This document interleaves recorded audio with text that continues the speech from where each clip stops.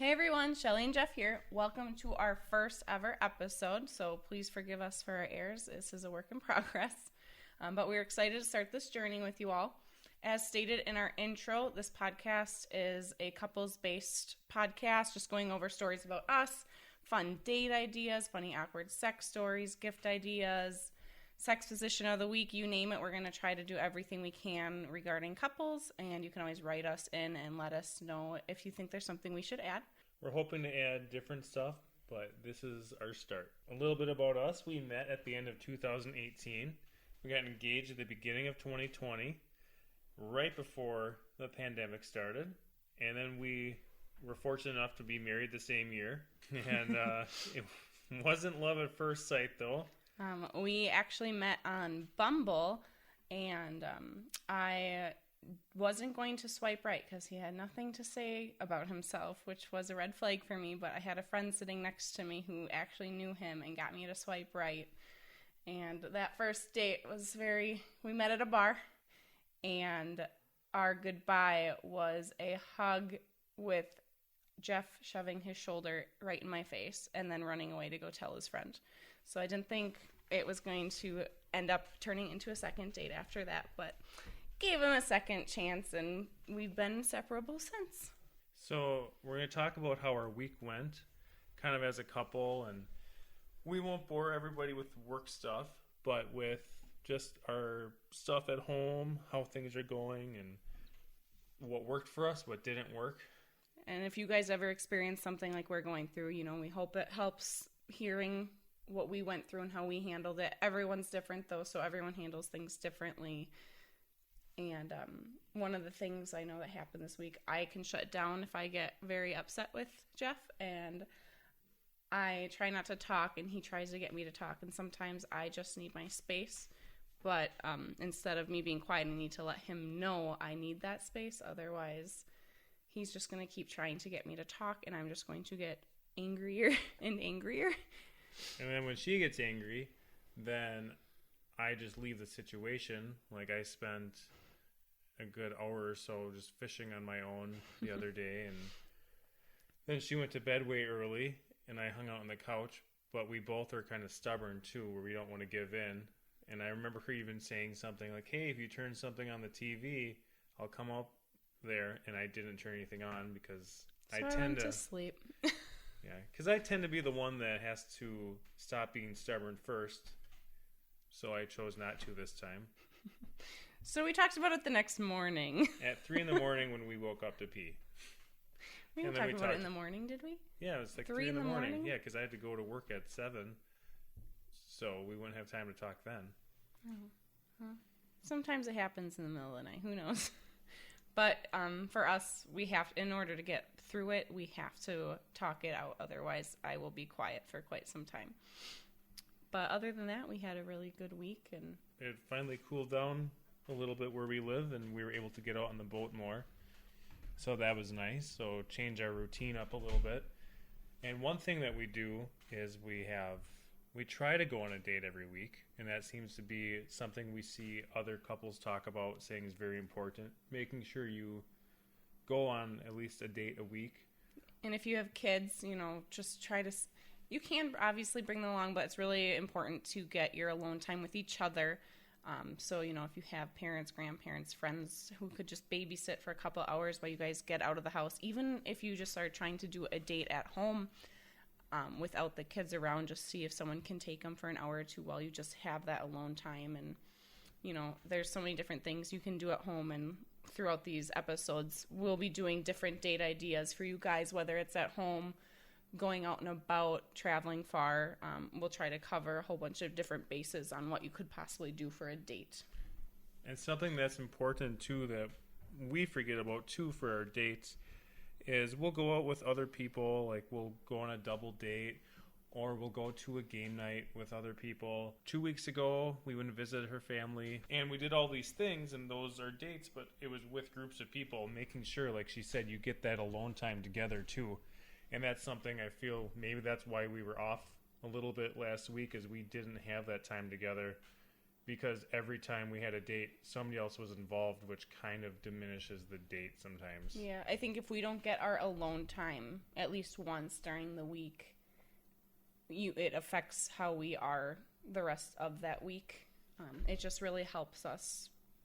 Like, even if it's just chilling on the couch for an hour with no distractions, just holding each other, like, just cuddle time on the couch means the world to us. That's all it takes. And you don't want to fall into too much of a routine where every night you're watching the same show every night, watching that, sitting there after supper. But sorry, our dog's barking in the background. 1 second while we go get him. All right. So to start off with our first date idea for you guys, I chose miniature golf just because this can be a very inexpensive date idea. I mean, depending on the area you live in, obviously it can be more pricey. But the first thing I wanted to talk about to make it $0 is if you have these materials at home, you can do a surprise date night with miniature golf. I actually did this for Jeff a couple months back where I took paper, cut them in circles, and labeled them 1 through... I think I just did 6. No, or you did 9. I think I tried to do 9, so we had a full 6? course. But it depends on how big your house is. And I set them up around the whole house and made a little miniature golf course. Now we have clubs and balls, so I just went and grabbed those. And so I surprised him, and we just played miniature golf around the house. We did have to keep our dogs and cats in a different room because they wanted to chase the golf balls. If you don't have golf balls, or just kind of use what you can find around the house that would roll. Go get a stick out of the yard to hit the ball with. There's so many different things you could possibly use to set up a miniature golf course in your house. But that was a $0 for us. We didn't have to go anywhere, and it was I even had drinks sitting on the counter when he got home, ready to play miniature golf. I thought it was a fun surprise. I enjoyed it. Might do it again. And it's always fun. To me, it means more when it's something that is more homemade. It feels like there's more effort put in. I'm not big into gifts or people spending money on me. So if I was surprised with, hey, we're going mini golfing, I would have had fun.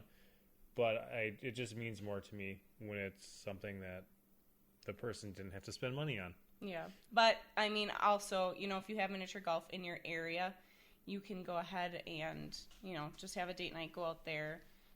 Most of them tend to have ice cream and stuff, so you can get a snack there, too. I think we talked too much about miniature golf. Yeah, I'm done with golf. There's not much you can talk about. No. All right, we're done with golf. Okay. All right, and now we're going to move on to some funny sex stories. We did get all of these off of Reddit, but we're hoping eventually we can use our listeners' stories as our funny sex stories. And that funny, awkward, horrible, whatever they are, we want to hear them. Anything you do share with us at our Gmail, just so you know, we might share. So just be aware of that when you're sending things in. Do you want to go first with your story? Yeah, I have 2 stories, and I know Shelly has 2 stories. So mine are shorter. Actually, I'll do my first one. That's shorter, and then if you want to do one of yours. Yeah. This one, like she said, is off of Reddit. All of them are so far. This is by Coy Avenue. The story goes...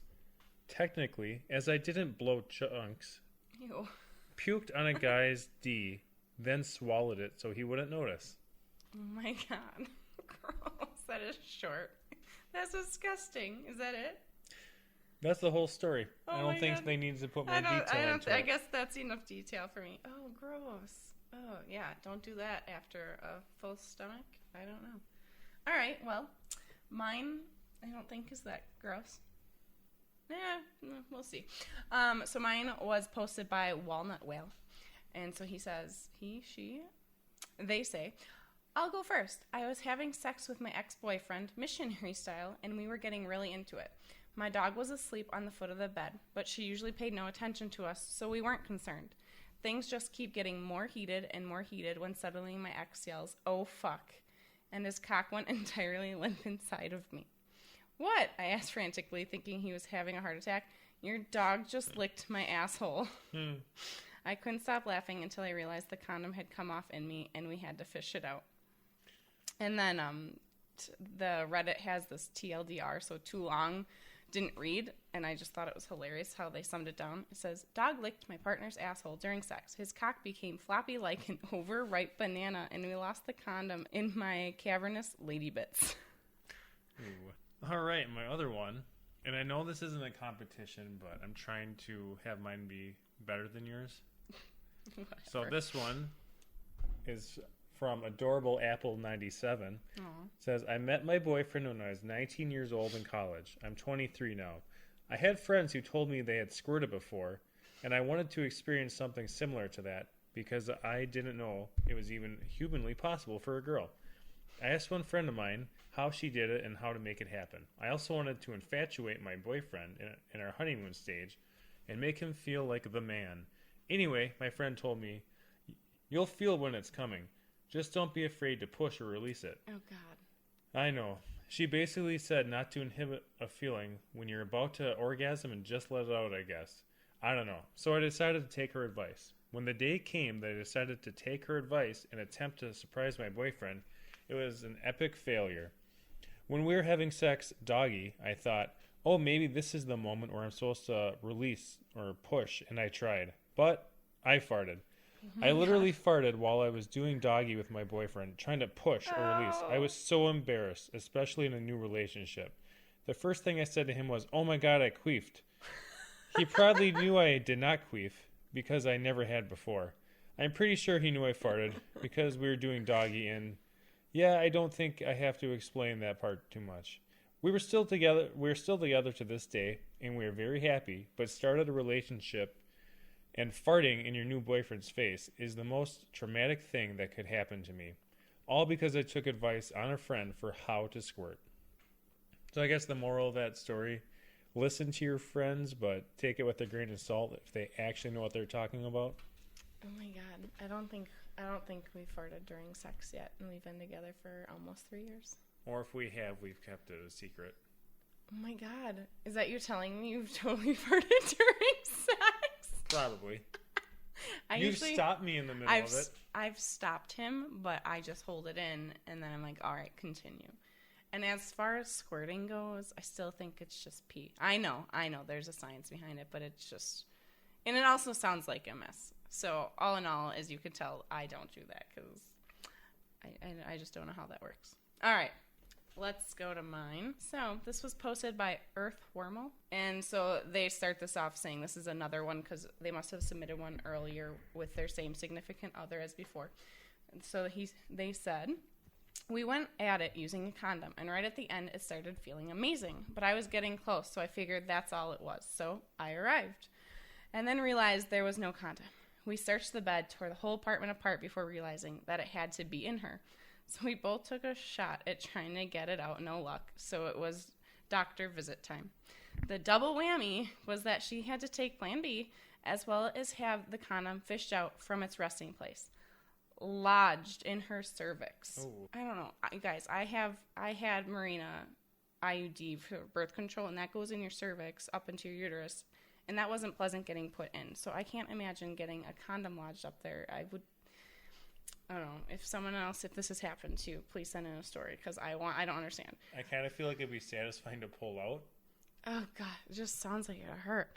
Oh, and then they said, bonus triple whammy. The condom was a promotional condom for Israel with the slogan, it's still safe to come. He's just like, fucking liars. I'm like, oh, my God. All right. Well, those are our sex stories. And then to end, we actually want to do sex position of the week. We'll do this each week. And then... we always have a disclaimer. Try this at your own risk. And we will try it. If something happens to you, we're not responsible. Try these positions at your own risk. They're not always going to be successful positions because we are going to try them ourselves. And then at the beginning of each episode, we'll tell you how it went, if it was successful or not. And on our Facebook page, we'll actually post a cartoon picture of the position. So this week is the Amazon. And we were told if you do it right, she can kind of rest on his thighs, but the man needs to be flexible for this, so we'll see how this goes for us. Yeah, so guy in his back, legs in the air, girl straddling, so his feet are pretty much on her shoulders. So we'll post a picture of this on Facebook so that so you guys can see it, and my explanation isn't the best. And we'll see how it goes, and we'll tell you how it goes next week. With that being said, our podcast comes out every Wednesday morning, and you can find us on social media on Facebook at Couples Sutra, and couples is spelled with a K, or you can email us at couplessutra@gmail.com. Please email us your sex stories. Let us know how things went, if you guys want to hear anything else. And just thank you so much for listening. We can't wait to continue this journey with all of you. All right. Have a great week.